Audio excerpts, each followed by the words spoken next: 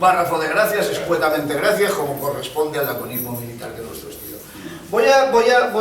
No voy a extenderme mucho porque yo no soy la parte más importante aquí. La parte más importante en el plano histórico lo ponen estos dos magníficos camaradas, historiadores, técnicos aportadores de nuevos documentos y nuevos datos a la historia. Su trabajo es muy loable lo que hacen, y la parte más importante en el plano político la pone mi jefe nacional. Como no estaba previsto, debido a su extensa agenda, el que viniera, y no me lo han podido confirmar a última hora, ¿Suena tan irónico, Juan Pedro, eso? Que la gente ni se lo cree. Pues resulta que toda la publicidad se puso que hablaría yo, pero no va a hablar él, lógicamente por orden de jerarquía. Bueno, como os he dicho en el cementerio, no me voy a extender mucho.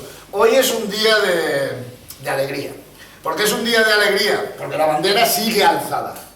Aquellos caídos por Dios y por España entregaron lo mejor que tenía, que eran sus vidas. Entonces nosotros hemos sabido continuar con su lucha, hemos querido continuar con su lucha por condición ética y moral. Y hoy es un día de alegría porque no han caído, su lucha sigue en nuestra memoria.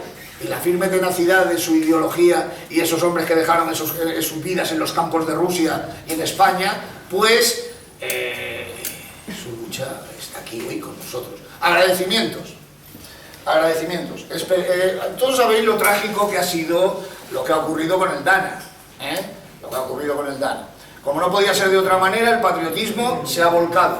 Empezando desde las falanges, la falange ya una, desde Madrid. Los valencianos tuvimos el honor de que nuestro jefe nacional, liderando, viniera expresamente a nuestras tierras a ayudar a los valencianos. Los valencianos tuvimos el honor de que el auxilio social llevado por nuestra camarada Curra, que fue la primera que puso pie en tierra valenciana, pues se hiciera notar nuestra presencia los patriotas. Agradecimientos a José Luis Roberto, que estuve en todo momento entre mi jefe nacional y la logística que puso José Luis Roberto durante 10 días tan frenética, ayudando al pueblo valenciano. Preparamos el convoy. Todavía traigo en mis botas tierras valencianas. Todavía tengo barro aquí que no me he quitado de las tierras valencianas. Barro rojo, de Catarroja precisamente. Agradecimientos a un representante del Partido Justicialista que estuvo en un distrito en Buenos Aires por estar hoy con nosotros. Agradecimientos por toda la carne que nos envió Perón por aquel entonces. Agradecimientos en general. Y ya no me extiendo más, cedo la palabra a los camaradas que considero que tienen que...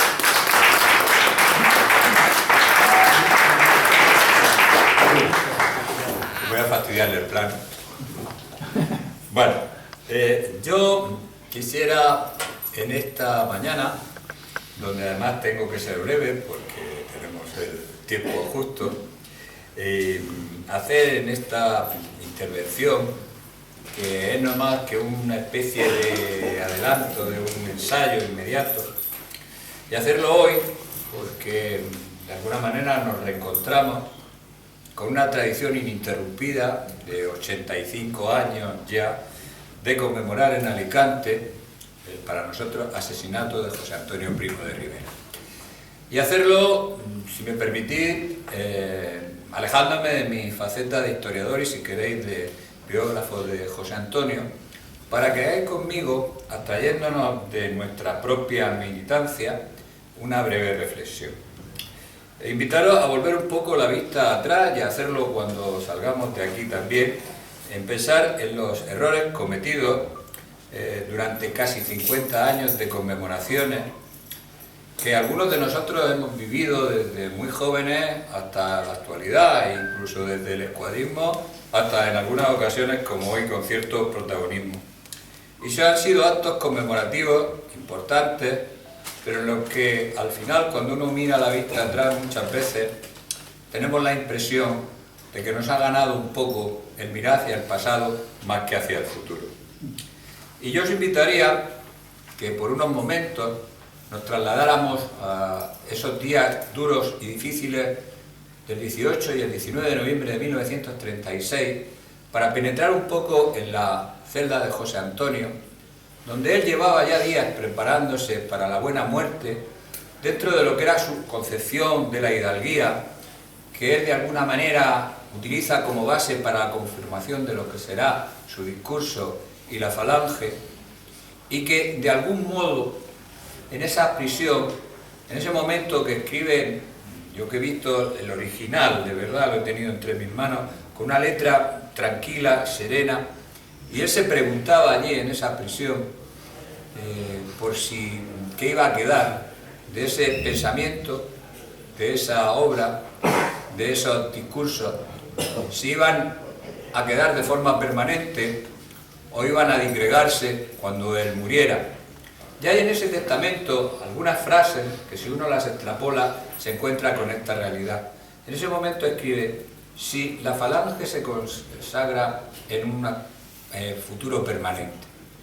Y entrelazado con esa imagen de saber si la falange de verdad iba a conseguir como una obra permanente, hay otro momento en que en el testamento se detiene para escribir unas frases que a veces nosotros no le hemos prestado suficiente atención y que a veces deberíamos tener presentes cuando miramos hacia atrás y nos dedicamos a veces a críticas con respecto a aquellos que nos precedieron en la lucha política. Y es que en esa frase hay una especie de ilusión, de orden, de forma de establecer una guía para seguir en el camino de forma permanente cuando él ya no está, que eran válidas en 1936, lo eran en 1975, lo son hoy y lo serán mañana. Son esas frases que dicen: yo no puedo afear la conducta de unos camaradas que no sé si ahora están sabias o erróneamente dirigidos, pero que en la distancia tratan siempre de interpretar mis consignas de buena fe de la mejor manera posible. Y eso nos conduce, esa idea de seguir las consignas de la doctrina de la mejor manera posible, al objeto de mi breve reflexión. No sé si en los 85 años que han transcurrido desde la muerte de José Antonio hemos estado siempre a la altura de saber interpretar esa doctrina correctamente. Esa que definió él como una doctrina familiar capaz de quebrar el ambiente de hostilidad para transformarlo en simpatía. Y si, acortando el tiempo, en estos últimos 40 años, hemos sido capaces de acercarnos a un pensamiento que ciertamente estaba no desarrollado, que son conceptos generales, que necesitan una continua reflexión sobre los mismos, y si en ese camino, al buscar las respuestas sobre las circunstancias que hay en cada momento, hemos sabido siempre estar con la doctrina y no con las circunstancias. O si por el contrario nos hemos ido quedando porque no hemos sabido interpretar correctamente el camino en una especie de estatuas especificadas como las de la mujer de Lot, en las cuales al final mantenemos una serie de frases y palabras que a veces están desconectadas de la realidad de la España cambiante actual. Y en ese camino hemos perdido algo para mí muy importante, y hablo siempre de puertas para afuera, es decir, algo fundamental, que es la fuerza de la atracción. La fuerza de la atracción porque nos hemos ido quedando por un lado anquilosados en el discurso y por otras veces sin un discurso realmente propio. Falange no es copia de ningún movimiento, decía José Antonio. Y yo creo que en estos últimos años, en vez de obligarnos a no copiar, nos hemos dejado en demasía atraer por otro tipo de discursos. Por propuestas que, lejos de singularizarnos, que es lo importante en política, han acabado desdibujándonos. Y esto quizás creo una de las cuestiones fundamentales que debemos aportar para el futuro. Porque en esos diversos caminos que han ido apareciendo, al final, creyendo que ello iba a suponer una mayor atracción política, en realidad no se ha producido el éxito en el camino. Antes hacía en el cementerio, Manolo, referencia a una obra que se estrena en Madrid, o se ha estrenado en 1936, que estoy seguro que en ese desbarajuste que a veces cunde en nuestras filas, a alguno hasta le va a parecer bien, lamentablemente.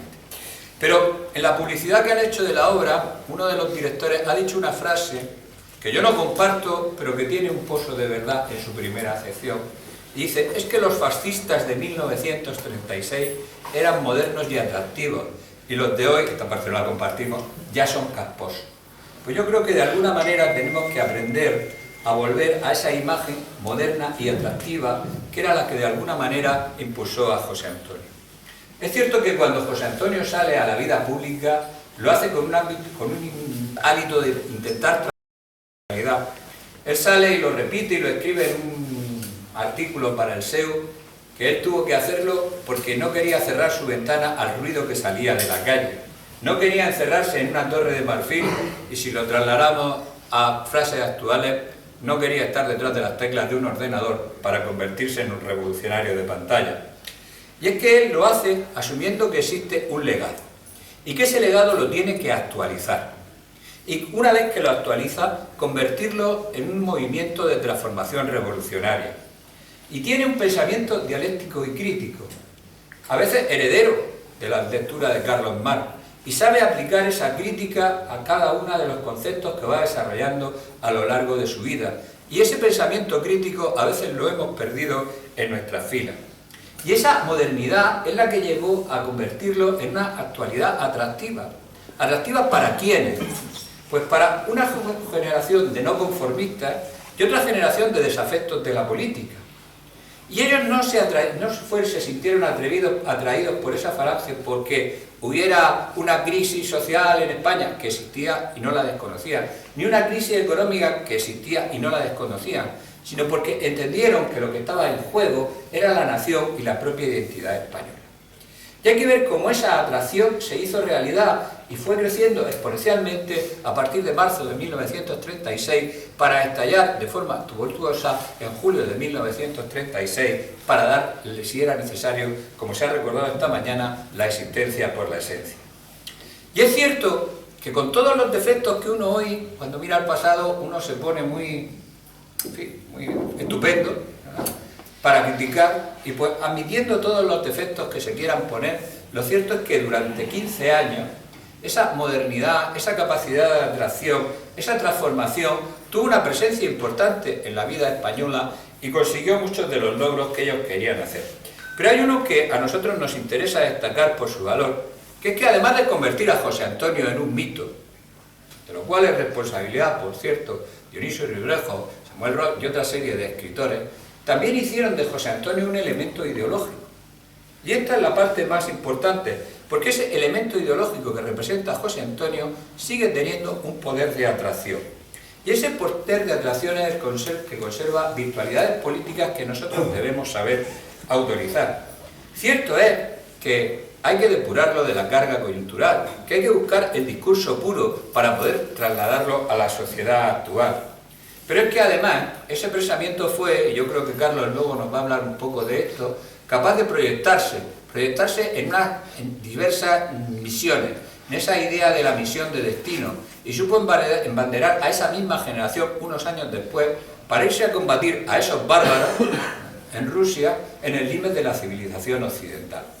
Y esta realidad, o ese impulso de modernidad que tenemos, es algo que tenemos que preservar. Es cierto que pasado el tiempo, muchos falangistas vieron pasar las hojas del calendario y que conforme las vieron pasar las hojas del calendario fueron clausurando la figura de José Antonio como referente político, para llegar, lamentablemente, a tratar de presentarlo como una especie de humanismo intemporal que no sabemos exactamente a qué se refiere.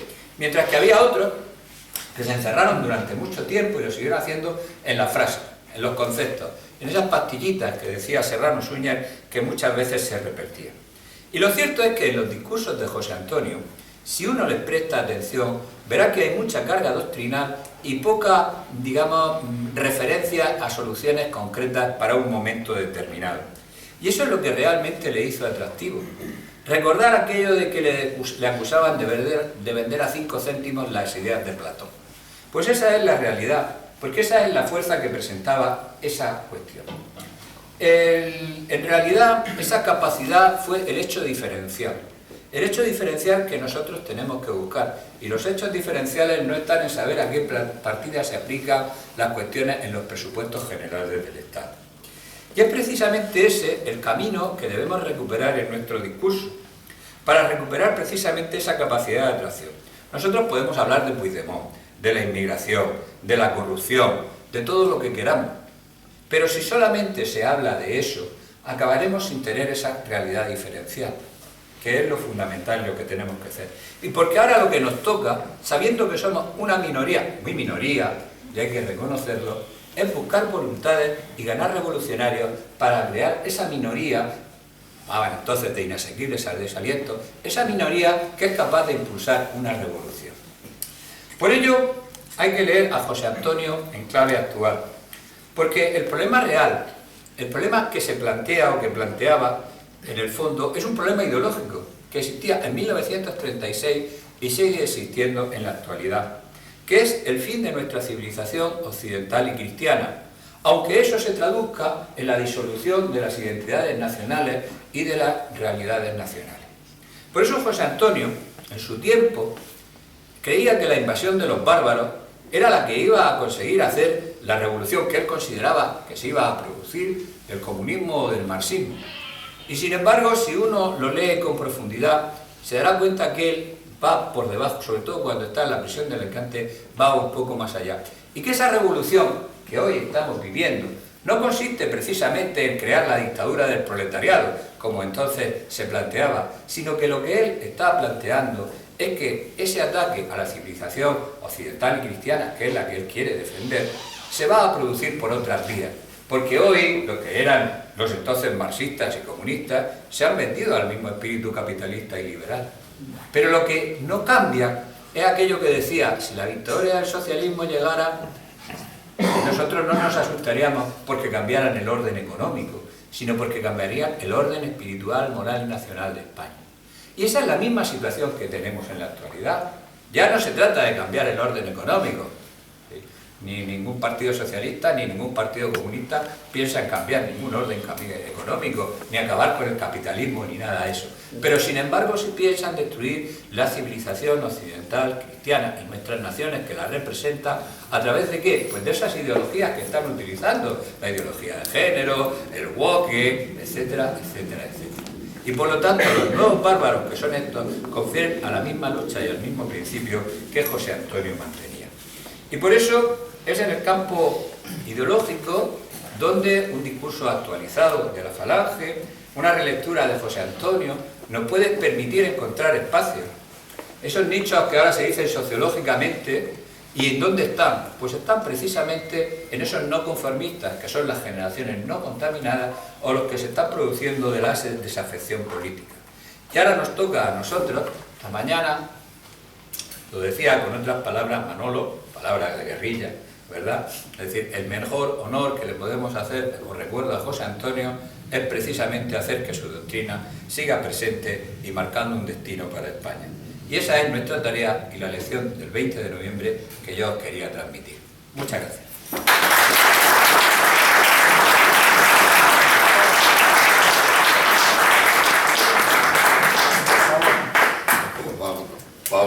Paco ha hablado de pie, yo también. Bueno.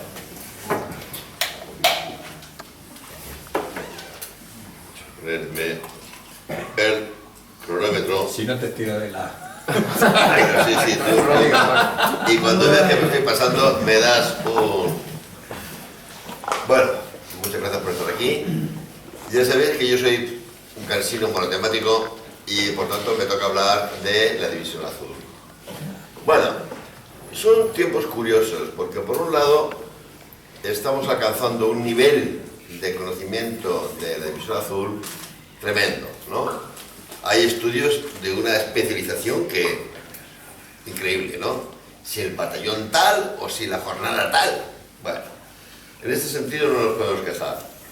Hoy hemos traído aquí este libro sobre la División Azul en el Gulag. Podemos tener otros muchos más títulos distintos. Lo hemos traído aquí porque en él colaboramos Paco y yo conjuntamente. Y bueno, pues os lo podéis llevar dedicado por los dos. ¿De acuerdo? pero hay muchísimos más libros. Y el problema es que a veces los árboles y el bosque, ya lo sabéis, pueden decir, bueno, vale, sí, yo ya me sé cuántos disparos de artillería hubo el día 10 de febrero en Granibor, pero no tengo nada claro, he perdido el sentido de por qué los falangistas estaban allí. ¿De acuerdo? Así que mi reflexión de hoy va sobre eso, sobre por qué la División Azul tenía que estar en Rusia. Inevitablemente tenía que estar en Rusia, no podía hacer otra cosa. La primera reflexión es que no nos engañemos, esto es de Heráclito, ya de los presocráticos, ¿verdad?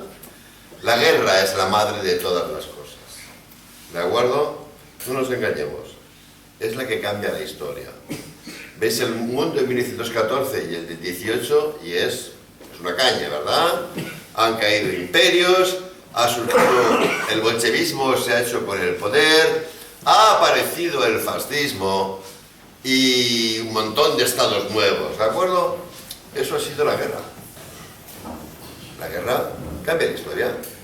Y en la Segunda Guerra Mundial, que Falange tiene en ese momento una parte de la responsabilidad política en España, Falange tiene que intervenir.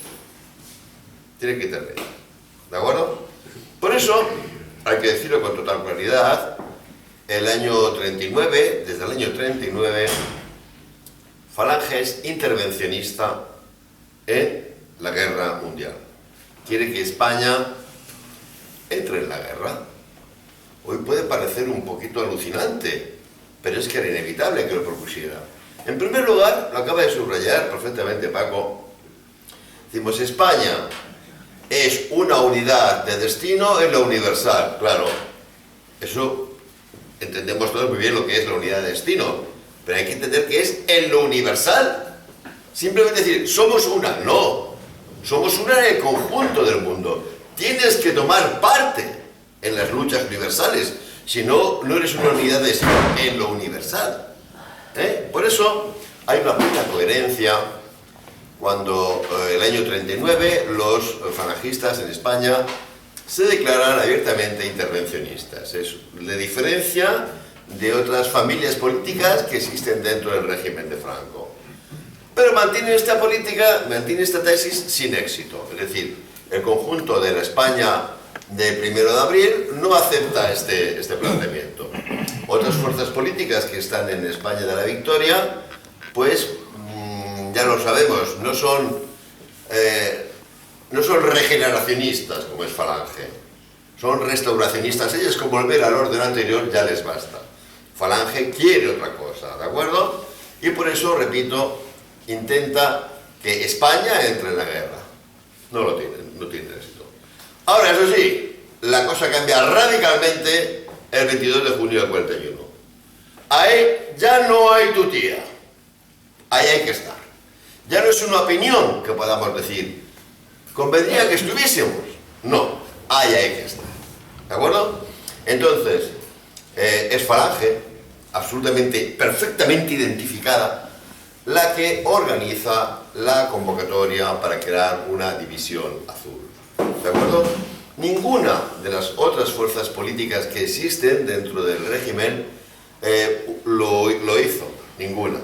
Es única y exclusivamente Falange la que pone el peso que tiene en este momento. Curiosamente, la mayor parte de su influencia tenía que ver con el aparato propagandístico, es decir, Falange tenía muy poco peso en ciertos ministerios muy importantes a la hora de distribuir presupuesto, pero en la función de propaganda tenía una excelente red de periódicos, etcétera, etcétera, y puede lanzar esta campaña.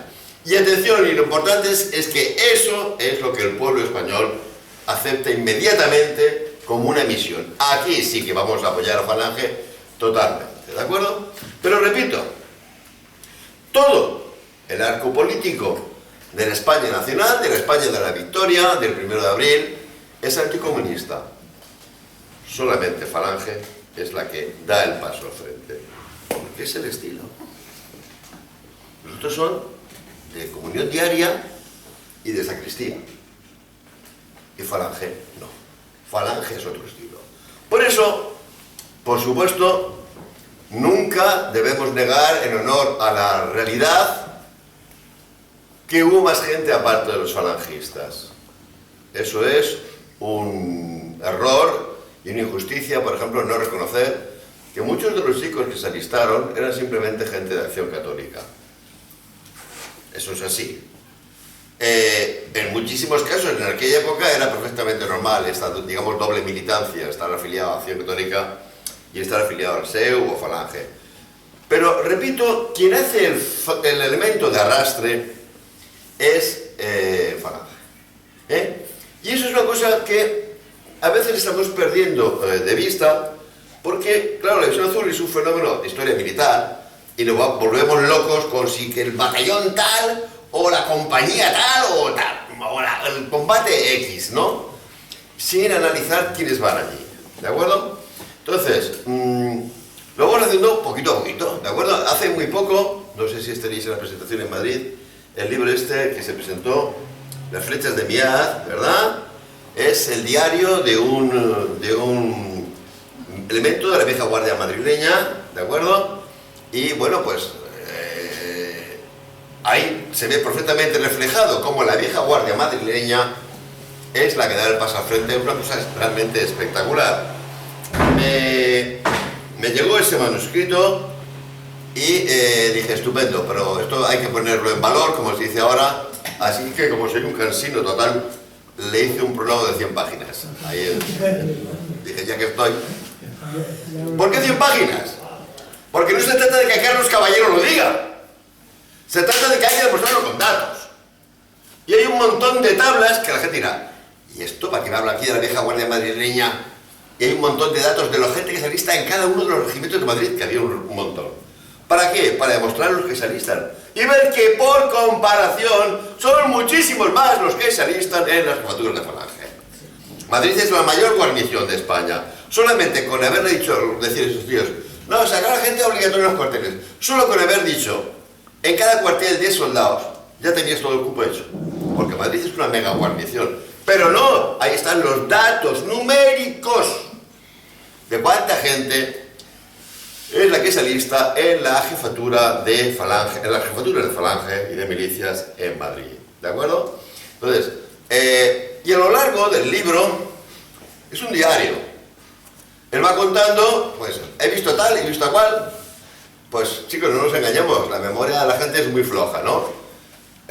Nombres que tú lo ves ahí y no te dicen nada, atentos, es que son elementos muy destacados de la vieja guardia, con un historial tremendo. Luego, y esto es una cosa que sea mucho sinvergüenza, podría decir otras palabras más fuertes, lo han dicho. Falange alzó el banderín y dijo, ¡ale a Rusia! Y los falangistas se quedaron. Solamente hay una forma de matar este relato, con datos. ¿De acuerdo? Y los datos están tan claros. Podemos, hay que eso sí, a Dios gracias, si podemos afirmar estas cosas ahora, es porque tenemos, pues yo qué sé, la revista de comisario del contingente inicial. Y tú te vas ahí y lo ves, pum, pum, pum, pum, pum, pum, pum. Como este libro ha tenido un relativo éxito, se ha agotado la edición. Estoy preparando otro para Miguel Ángel Vázquez sobre Falange en el contingente inicial de la División Azul. Y estoy molestándome en tabular de qué organizaciones falangistas proceden. Es muy curioso. La que más gente aporta al contingente inicial son los cuadros, personal de encuadramiento de la CNS, de los sindicatos. Está en la época de Gerardo Salvador Merino. Curioso. Seguido, claro, por el personal de encuadramiento del Frente de Juventudes. Claro.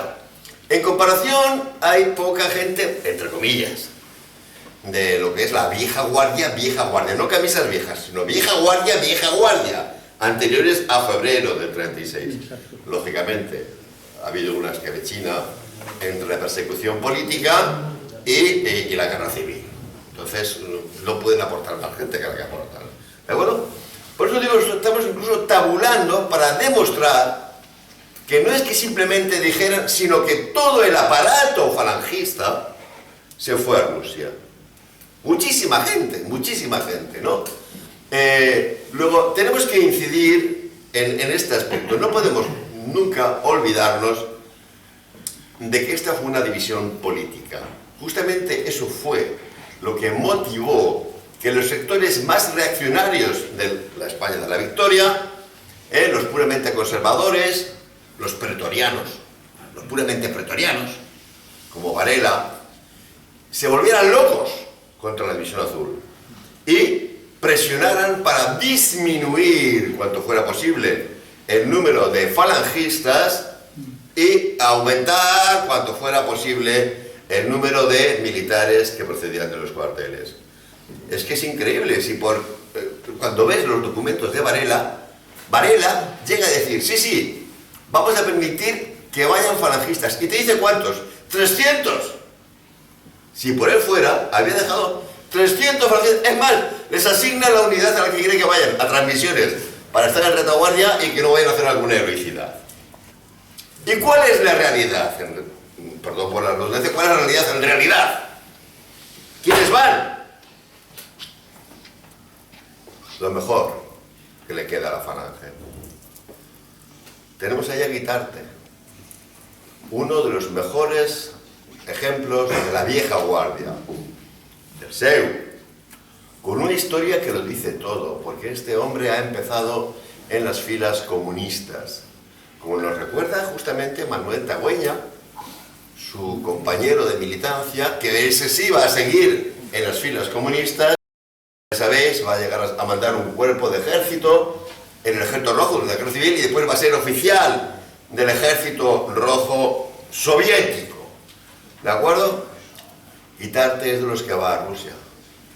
El sinvergüenza del que nunca quiero citar por su nombre, llega a decir que no le consta que Guitarte haya estado en Rusia porque no ha encontrado su expediente en el archivo de Ávila. Cuando hay montones de fotos suyas en Rusia y hay montones de fotos que nos lo muestran con la Cruz de Hierro. Y como seguimos apilando información, pues nos ha llegado, por ejemplo, el diario de su sargento. Su sargento es un sargento gallego, un chico de estos que se queda en el ejército por hacer carrera militar, ¿no? Y está alucinando porque dice, tengo mandando en mi pelotón a Guitarte, que es el jefe del SEU, y a Castilla, que era catedrático de Derecho Internacional. El pelotón era la sección de asalto del 262, que se encargaba de llevar los suministros al Alcázar, una posición llamada Alcázar, un lugar infernal, ¿no? Ahí estaba.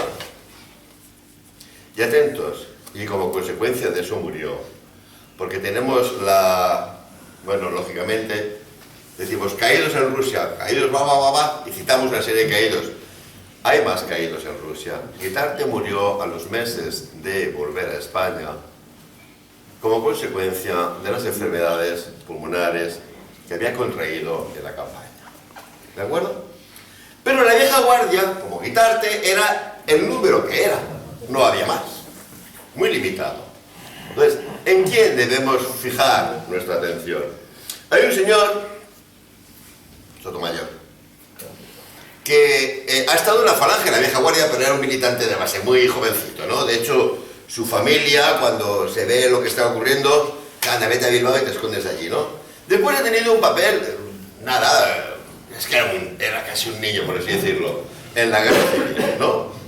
Pero ha absorbido absolutamente el pensamiento falangista y es el que lanza la propuesta para sacar a España del trauma de la guerra civil. La propuesta es encuadrar a toda la juventud española en un frente de juventudes donde no va a haber ningún distingo entre vencedores ni vencidos.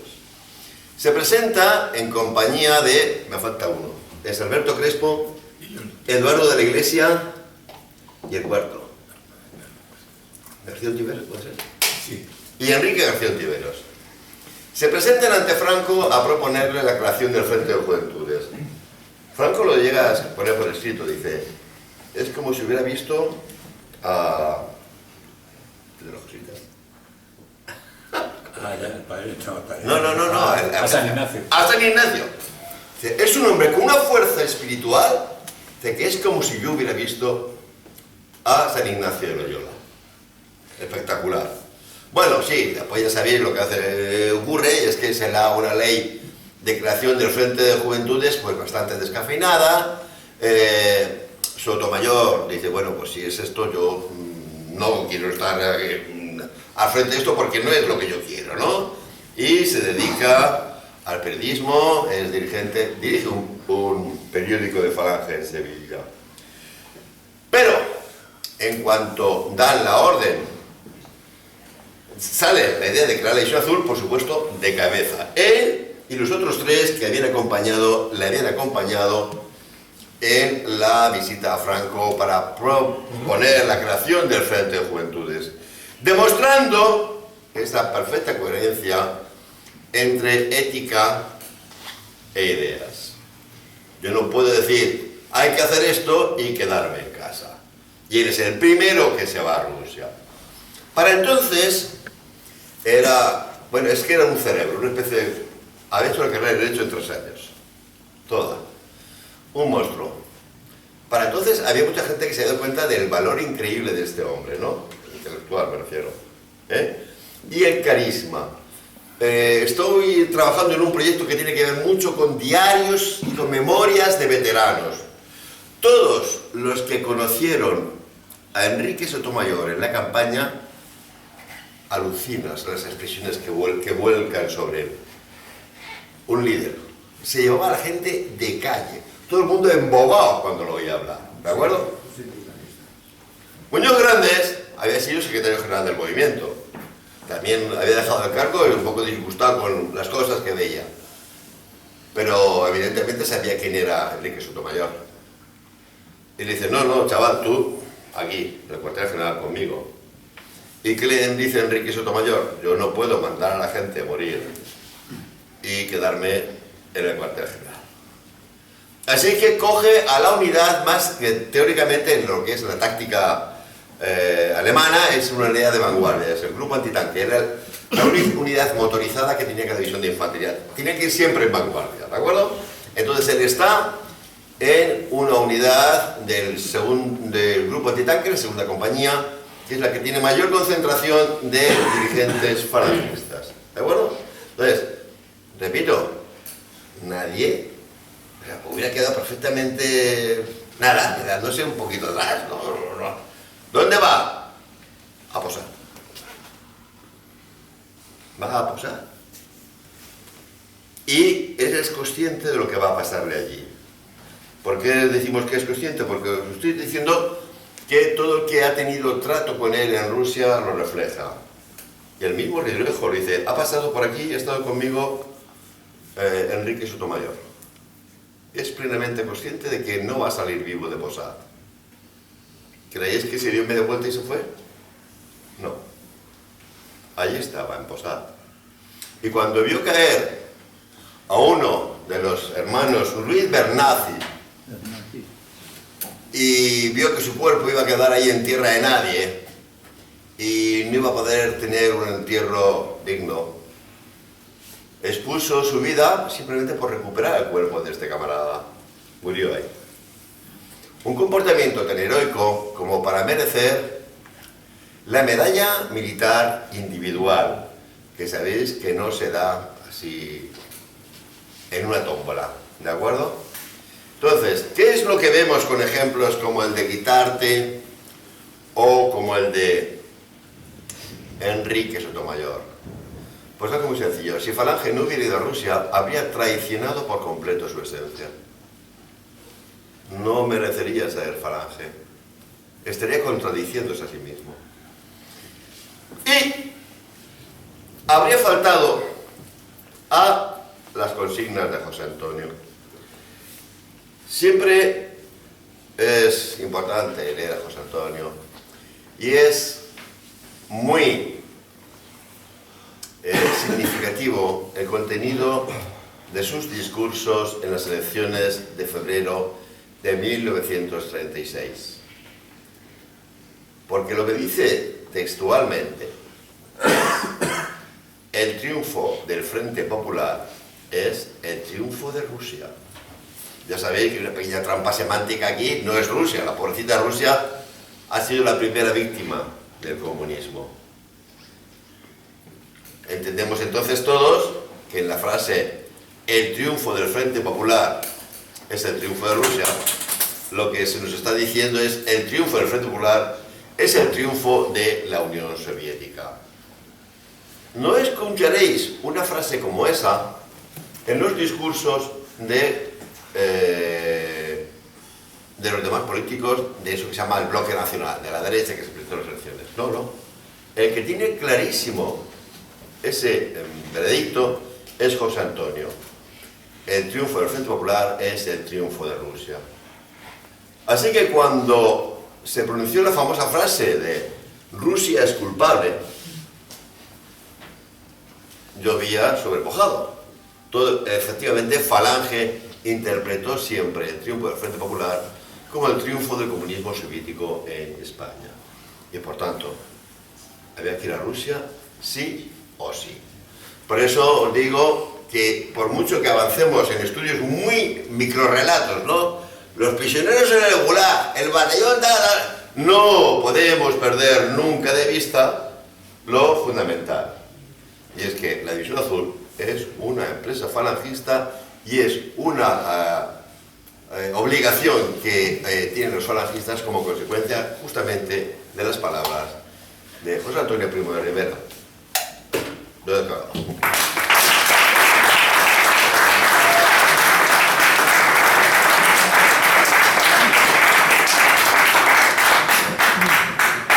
Muy bueno, brillante.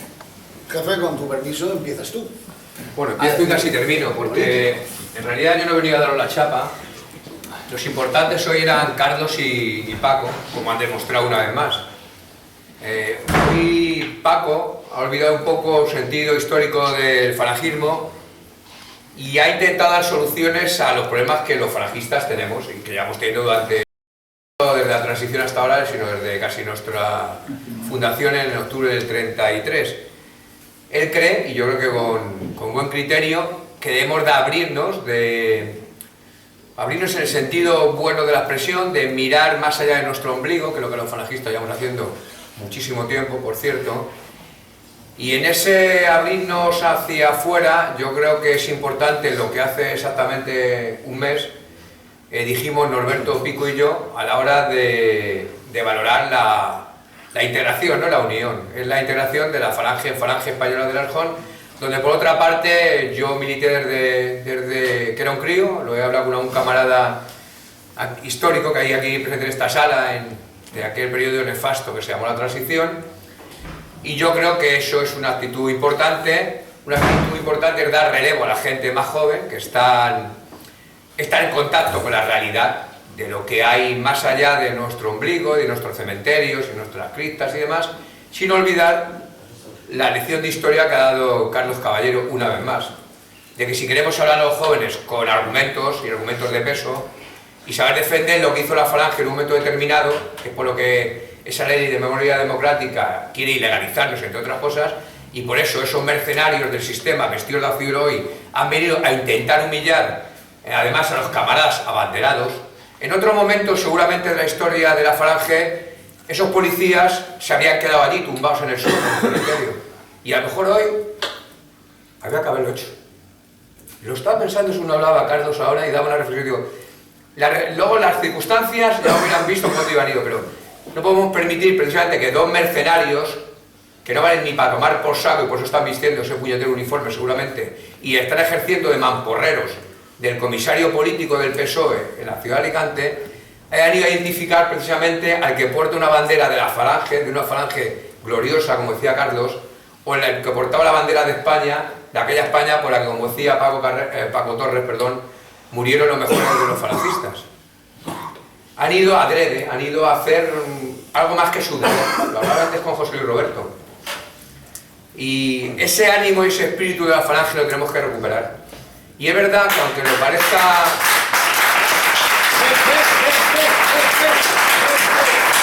Es verdad que aunque parezca que digo algo que es obvio, no lo hacemos o no seré yo dudoso de que no haya intentado hacer lo máximo posible para transmitir esa idea, sobre todo a nuestros camaradas más jóvenes. Son tiempos difíciles, pero también está en la transición. Hay algún camarada ahí que ha sufrido penas de prisión, de cárcel, como alguno más de aquí de esta sala ha sufrido, como yo mismo. Y aquí estamos, no hay ningún problema. Enrique Sotomayor o José Manuel Guitarte dieron la vida por esa idea revolucionaria que era la Falange en el año 33, 34, 35, 36 en adelante, hasta que cayeron en Rusia, por supuesto. Lo mejor y lo más granado de la Falange fue a Rusia a morir. Y yo recojo el guante que me ha lanzado Paco Torres y entre otras cosas digo que esa unión que hemos decidido hacer los falangistas pues no tiene sentido, pedir unidad a los demás y haber 2 jefes nacionales, 3 jefes nacionales, 14 jefes provinciales y demás, sin ningún sentido. Eso sí, al camarada Juan Pedro le pediría que cuando dé la muestra de agradecimiento a los que estamos, a Carlos, a Paco o a José Luis, también agradezca, por ejemplo, a Guaita, que está ahí sentado a la derecha, en mi secretario general, o al presidente de la Banda de la Vieja Guardia, que representa con el decoro que se merece a los falangistas.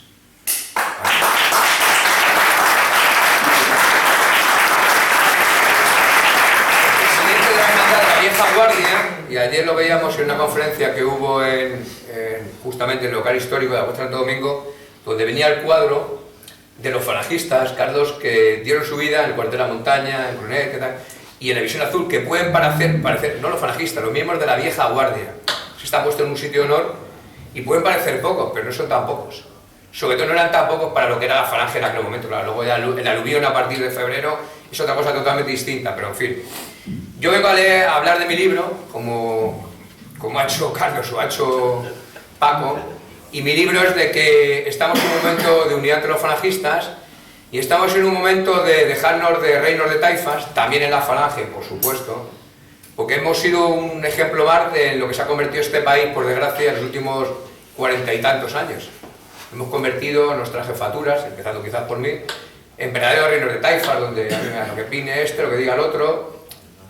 Me refiero, yo me acuerdo haber leído y haber escuchado críticas de falangistas sin falange o sin siglas particulares, criticando a los camaradas que, por ejemplo, entramos en Blanquerna por lo que fuimos detenidos, condenados y encarcelados.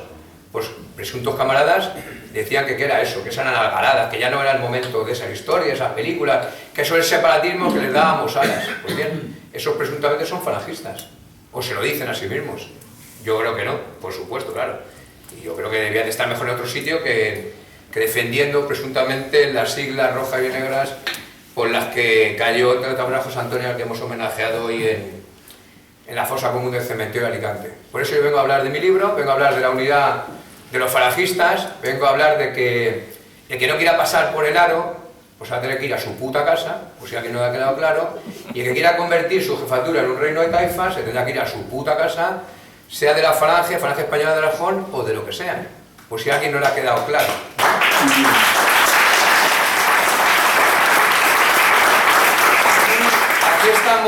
Aquí estamos para servir a España y a los españoles, y lo hemos visto en las recientes inundaciones de Valencia. Aquí no estamos para llevar una sigla o llevar otra. La Falange es un medio, no es un fin. Aquí no venimos a cobrar una pensión. ¿Puedo hacer una pregunta? Cuando termine. Ahora, esto no es un fin. La Falange siempre ha sido un medio, ¿entendéis? Un medio hacia los españoles. Y el que estemos como estamos, en muchos casos se debe a la culpa, empezando por de los falangistas. Lo hablaba precisamente antes otra vez más con un camarada de los años 70 que sufrió un camarada de primera línea, que tengo ahí enfrente, que me encanta ver ahí delante de nosotros, de cómo los camaradas hicieron lo posible en aquellos años duros, aquellos años de plomo, para defender lo que eran los valores falangistas, los valores de aquel ejército vencedor del 18 de julio, que como todos sabemos, luego al final no se transformó en la revolución pendiente que queríamos los falangistas. No es nada nuevo, no se habla ni contra Franco ni a favor de Franco, es lo que es la realidad. Tampoco podemos obviar que en el régimen anterior gran parte de los avances de los que todavía siguen disfrutando los trabajadores españoles a través de estatutos y demás, de leyes laborales, o por ejemplo los millones de viviendas que se construyeron, la seguridad social que se creó, los derechos de pensiones, de cuando una madre da luz, las vacaciones remuneradas y demás, es obra de los falangistas en el antiguo régimen. Pues también os digo una cosa, no vale quedarse con lo bueno, una parte del régimen anterior, eso lo han hecho los falangistas, y critican lo otro, lo podemos hacer, pero eso es ventajismo, claro. Yo también lo comentaba con un camarada y digo, yo en los años 70 pues me podía considerar en algún momento un poco antifranquista. Era la lucha de aquellos años 70, 80, en lo que había que dejar claro la Falange, para algunos, lo que era y lo que no era. 40 y tantos años después es una soberana estupidez.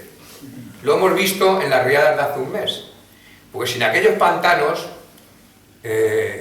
sin aquel desvío de Turia, sin aquellas obras hidráulicas que eran de una envergadura tremenda para la época, seguramente que Valencia, hace un mes, habría desaparecido literalmente del mapa. ¿Eso significa hablar a favor o en contra del régimen de Franco? Cada uno que haga lo que quiera. Yo abro a favor de lo que se hizo en el régimen de Franco en esas situaciones. ¿Tengo algún problema por vestir esta camisa azul y decir eso? No creo, ¿no? No creo que sea sospechoso de una cosa ni de la contraria, ¿que no? Y lo he demostrado, creo, durante mis años algo de militancia. Lo comentaba también al mismo que hablaba antes. Llevo desde el año 78 militando. Yo creo que es el momento, y lo he sabido, yo creo, ver, y por eso hago esta reflexión a los demás camaradas, que sepan dar un paso al lado. Porque a algunos, aunque no parezcan, ya se nos ha pasado el arroz. Podemos servir de ejemplo, podemos oír a Paco, a Carlos, que nos dan lecciones un día sí y otro también, de lo que tenemos que enseñar a los más jóvenes. Pero es verdad que los más jóvenes van por otro lado. Lo estamos viendo en las últimas manifestaciones en la calle. Lo vimos el pasado viernes en Madrid. Lo vimos hace un mes el tema de la manifestación de la inmigración. Lo vimos en la de Matías Montero. Incluso lo vimos en la manifestación del Núcleo Nacional, por lo que hemos compartido ayudas, por ejemplo, a Valencia, por los camaradas de España 2000, los amigos de España 2000 también. Claro que sí. No tenemos que tener ningún complejo de acercarnos a gente, o se acerquen a gente, a nosotros, que tengan una idea muy aproximada de lo que queremos de España. ¿Qué complejos son estúpidos son esos? A no ser que queramos mantener nuestro chiringuito. Un chiringuito un tanto estúpido, porque solo nos sirve para poner dinero, poner tiempo, quitarle cariño a la familia, a los hijos, a la mujer, a los padres que ya están mayores, y sobre todo costarnos dinero, multas, en algunos casos detenciones, y que estemos señalados públicamente por los medios de comunicación como algunos lo están o lo estamos. ¿Me entendéis? Pues ese es el libro que yo vengo aquí a contaros hoy. Pero es verdad que el libro importante es que han escrito Paco y Carlos, pues un reflejo de por lo que estoy diciendo fue la lucha de nuestros mejores a Rusia. Y yo que, fíjate, ya se ve que no se me nota la edad, porque ya empiezo a ser más sentimental de lo que he sido nunca, y es verdad, y ayer se lo decía a Martín, el hombre que se le saltaba las lágrimas con las veces que ha ido a Valencia a ayudar a quitar barro, a sacar al lodo y a entregar lo poco que tenían a la gente que lo está pasando y que lo va a pasar muy mal, se le saltaban también las lágrimas. Y no creo que Martín Sáenz de Nestía sea dudoso, ¿verdad? ¿A que no? No es dudoso, ni él ni otros lo van a ser ni lo vamos a ser. Por eso yo os pido lealtad. Lealtad, como decía el juramento de la Falange, a vuestros jefes. No es un simple juramento. Creer en el camino que hemos dictado y creer con todas las consecuencias. Y también creer que si en un momento determinado hay que dar un pasito al lado, pues se da el pasito al lado. Porque lo importante no es mantener ni una jefatura, ni mantener un estatus que es una auténtica puta mierda, porque no sirve para nada, ¿entendéis? Lo importante es lo que está ahí fuera. Lo importante es combatir al régimen del 78. Lo importante es acabar con este régimen partitocrático. Mantener los valores que decía el camarada Francisco Torres. Esos valores que hicieron grande a España en el pasado. ¿Entendéis? No es fácil, claro que no es fácil, nadie dijo que fuera fácil. Otros dieron la vida, nosotros no estamos dando la vida de momento por ello. Algunos estaríamos dispuestos a hacerlo, no hay duda tampoco de ello, ¿verdad? Pero no son tiempos de eso, pero sí, son tiempos de la muerte civil, la muerte social, la muerte a todos los niveles, quien acaba con nosotros de una manera o de otra. Y tener en cuenta que lo que le dure al gobierno este socialcomunista van a intentar morir matando. No creéis tampoco que la llegada de la derecha, la valiente o la cobarde, va a significar nada nuevo. Ellos nos han condenado, ellos condenaron el régimen y la guerra civil, el régimen del 78. Ellos, más lejos, condenaron el asalto a Blanquerna, el asalto, un acto de justicia denunciando lo que luego se produjo, que era un auténtico golpe de Estado contra la unidad nacional. Pues bien, aquel día un gobierno del Partido Popular mandó a detenernos uno por uno en nuestras casas. Y al día siguiente se hizo una votación unánime, por cierto, en el Congreso, denunciando la actitud de los fascistas que habían dicho que habían entrado allí a denunciar lo que luego se comprobó que era verdad, que se estaba produciendo un golpe de Estado contra la unidad nacional de España. Pues bien, hemos ido a denunciar que luego se ha producido una amnistía y un indulto contra esos golpistas, no pasa nada, y que se negocia el gobierno de España en las cárceles con los terroristas o con los prófugos de la justicia, y ahí seguiremos los falangistas. Pues bien, nosotros no nos quedamos en los cementerios, no hace falta que lo recuerden, a pesar de que muchos dicen, no, es que no salir de ahí. Mentira, y lo saben. O ustedes con un discurso anquilosado saben que es mentira y también lo saben, y es verdad. Nosotros nos presentamos a las elecciones, intentamos hablar lo menos posible de nuestros caídos, de nuestros muertos, que son nuestro puñetero ejemplo, ¿vale? Pero hablamos de la puñetera Agenda 2030, de intentar salir de la Unión Europea a cualquier precio, de dejar de hacer de mamporrero de los norteamericanos, de los ingleses o los franceses en la OTAN. Pues nosotros sí nos creemos el discurso ese, antieuropeísta, no como hacen otros, que en las elecciones primeras dijeron eso, se plantaban en Bruselas y ahora alguno que yo me sé es presidente de un grupo parlamentario en el Parlamento de Bruselas, ¿verdad? Pues bien, a ese precisamente algunos de nuestros presuntos camaradas ahora le votan y le votan mucho y le dan palmas con las orejas. Eso sí está claro, que de falangista no tiene nada y que de lo que han dicho Paco y Carlos no han entendido una puta mierda, ¿entendéis? Los falangistas, pocos o muchos, os recuerdo que antes de febrero del 36 éramos los que éramos, pero supimos dar el paso adelante en el momento oportuno.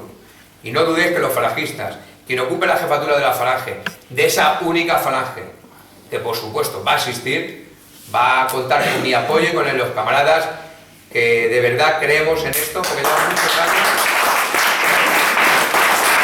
De verdad que llevamos muchos años peleando por esto, pero sabemos que una muestra de servicio también es a veces saber cuándo tienes que dar un paso al lado. No desaparecer, dar un paso al lado, para intentar a los que estén dando la cara, decirles cómo crees que son las cosas. Luego ellos ya que hagan lo que crean que hacer. Camaradas, muchas gracias y arriba España.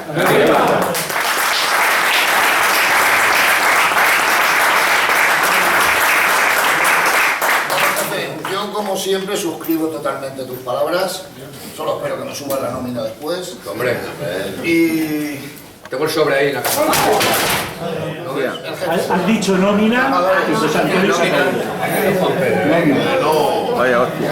Yo sí. No aguanta bien el jefe, está claro que... Aguanta esta cabeza. yo soy todo revolución. Cuando hablo yo estalla todo.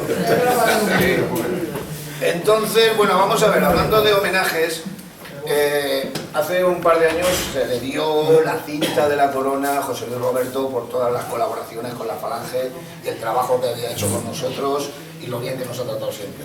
Hoy quisiera la cinta esta dársela a Curra. A Curra, que se puso en contacto con Juan Pedro, con mi tocayo, se puso en contacto con nosotros, abanderó la ayuda a los valencianos y no seas humilde. Te vamos a dar, si eres humilde, yo lo sé, y te queremos dar. Por favor, quita la cinta y dásela a...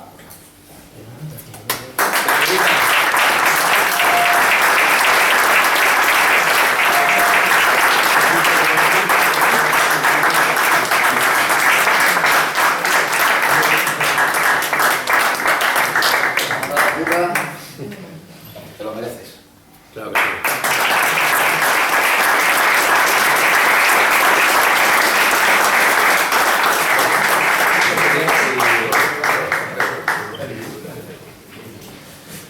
Cuando tú digas, finalizamos el acto con el cara al sol. Que va a presidir de nuevo el presidente de la Hermandad de la Vieja Guardia, que para eso nos acompaña, por supuesto.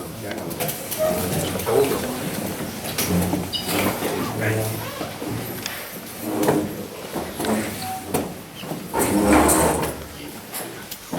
Al sol con la camisa nueva que tú bordaste rojo ayer, me hallará la muerte si me llega y no te vuelvo a ver.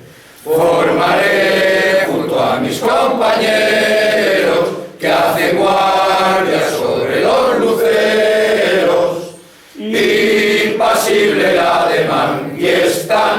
presentes en nuestro afán. Si te dicen que caí, me fui al puesto que tengo allí. Volverán banderas victoriosas al paso alegre de la paz y traerán prendidas 5 rosas las flechas de mi haz. Volverá a reír la primavera que por cielo, tierra y mar se espera. Arriba escuadras a vencer, que en España empieza a amanecer. ¡España! ¡Hurra! ¡España! ¡Grande! ¡España! ¡Libre! José Antonio Primo de Rivera. ¡Presente! José Antonio Primo de Rivera. ¡Presente! José Antonio Primo de Rivera. ¡Presente! Caídos por Dios y por España y su revolución nacional sindicalista. ¡Presente! Caídos por Dios y por España y su revolución nacional sindicalista. ¡Presente! Caídos por Dios y por España y su revolución nacional sindicalista. ¡Presente! ¡Arriba España! ¡Arriba!